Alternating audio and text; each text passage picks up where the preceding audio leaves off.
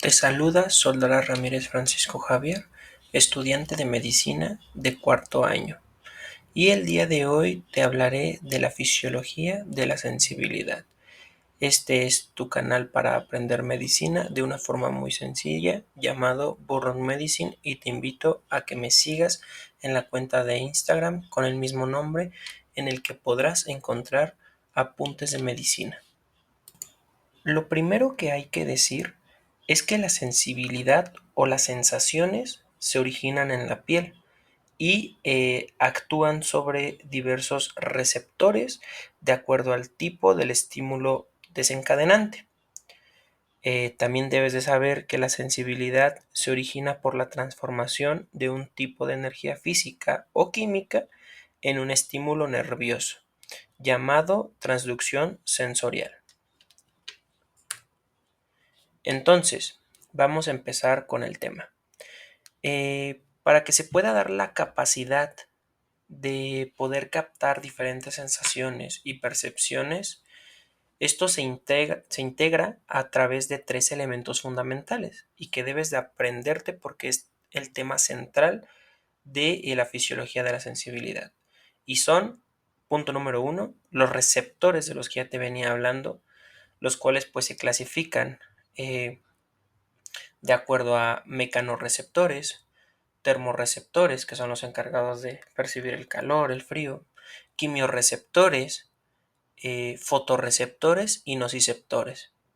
Como punto número 2, como segundo elemento fundamental para la capacidad de captar sensaciones, son los fascículos aferentes o sensitivos, que más adelante te voy a explicar cuáles hay y cómo es que funcionan, cuál es su recorrido, porque pues estos funcionan como pues un cable de electricidad o de luz, que su función pues es conducir la energía, ¿no?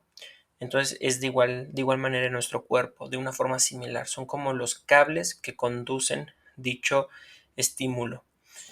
Y bueno, eh, como punto, como tercer punto, tenemos a los centros de integración, que pues esto ya ocurre más a nivel cortical y que más adelante vamos a ver cuáles son los centros de integración y en qué zona específica, en qué áreas de Brodmann se encuentran dichos centros de integración.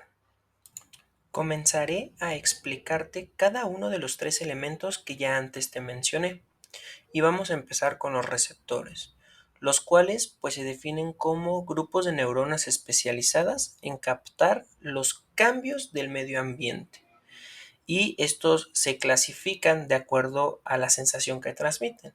Tenemos a los de tacto grueso, a los de dolor, a los de frío y a los de calor.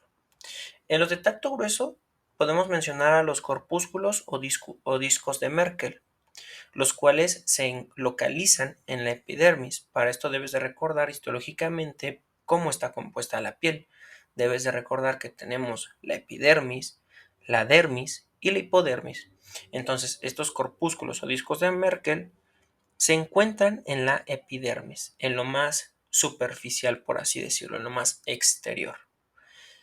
En cuanto a los de dolor, podemos mencionar a las fibras de arborizaciones libres de Wollard, las cuales se localizan en las tres capas de la piel. Estas se encuentran tanto en eh, epidermis, eh, dermis y hipodermis, en las mucosas, en los músculos, en las articulaciones, en el periósteo, en meninges y en vísceras. Sin embargo, pues como son fibras libres, pues el dolor o la sensación de dolor que causan dichas terminaciones, pues va a ser un dolor referido como difuso, no localizado, por así decirlo. Eh, en cuanto a los receptores encargados del frío, son los corpúsculos de Krauss, los cuales se localizan en la dermis. Finalmente, los de la sensación de calor son los corpúsculos de Ruffini, los cuales se localizan también en la dermis. Y pues a tu lado derecho de la pantalla, pues te presento a cada uno de estos receptores. Como segundo elemento, para que se pueda dar la percepción de sensaciones, tenemos a los fascículos aferentes, los cuales pues son haces de fibras que pues llevan la información o los estímulos percibidos por los receptores en la piel que ya mencionamos con anterioridad hacia el cerebro. Por eso es que son conocidos como fascículos aferentes o fascículos también ascendentes, vías ascendentes. Y que bueno, tenemos diferentes tipos de fascículos de acuerdo al tipo de sensibilidad que integran. Tenemos al espinotálamo cortical anterior, el cual es encargado del tacto grueso. Tenemos al fascículo espinotálamo cortical lateral, que se encarga del dolor localizado, del frío y del calor, de la percepción de frío y calor. Y finalmente tenemos al fascículo espino retículo tálamo cortical, que se encarga de la percepción del dolor, de llevar la conducción de la percepción del dolor difuso.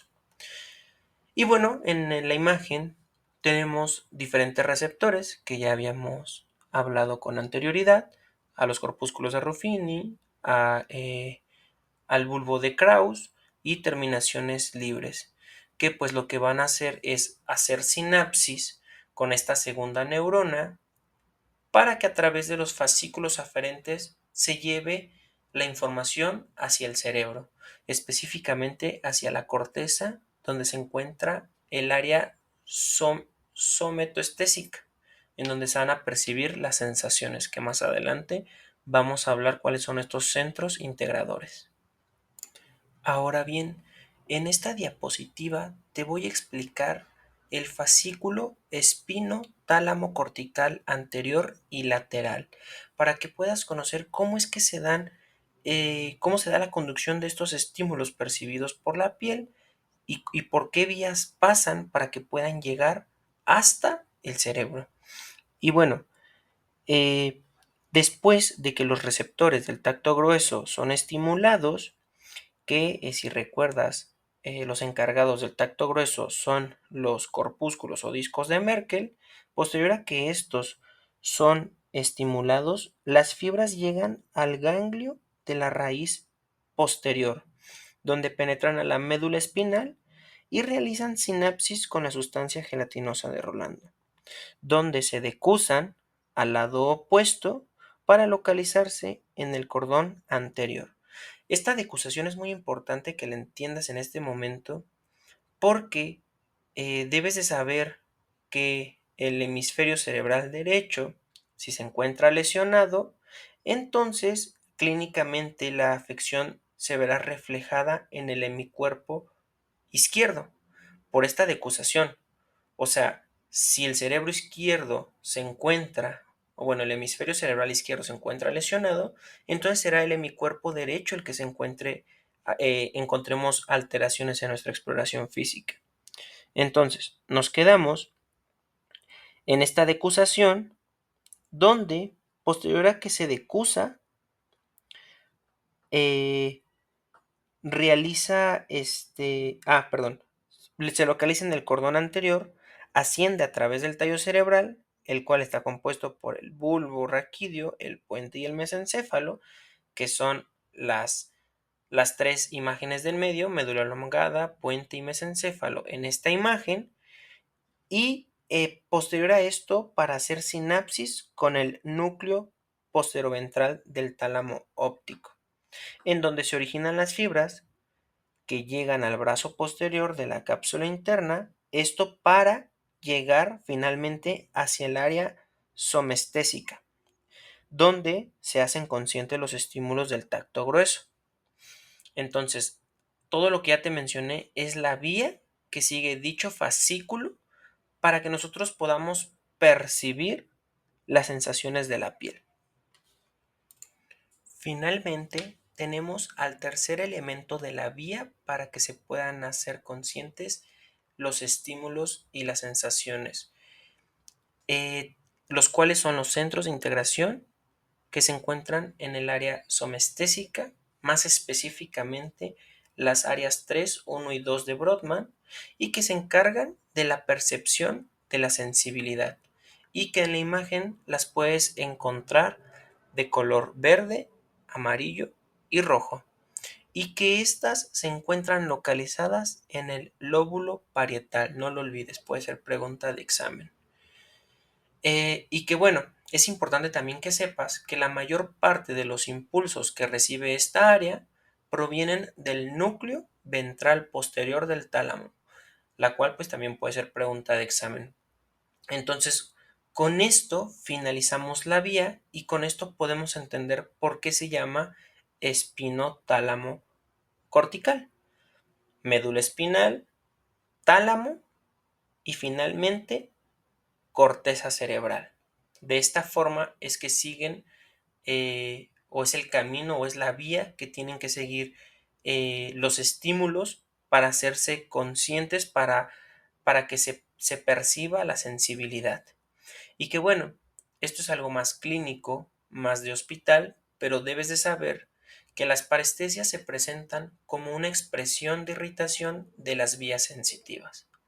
Las parestesias, pues, son esto que nos va a referir pacientes, por ejemplo, con diabetes de larga evolución, los conocidos pinchazos, los conocidos como piquetes, etcétera. Finalmente, te presento esta tablita que es la clasificación de los núcleos talámicos y sus principales conexiones y funciones, en donde en el tercer renglón podrás observar el resumen de lo que ya te venía comentando con anterioridad.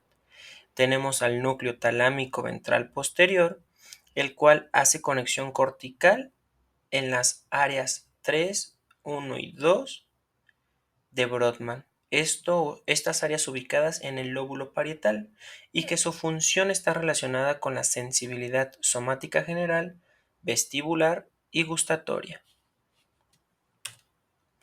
Sin más por el momento, pues agradezco tu atención, te pido que te suscribas al canal y dejes tu me gusta a este video si te fue de utilidad, si te ayudó a aprender algo.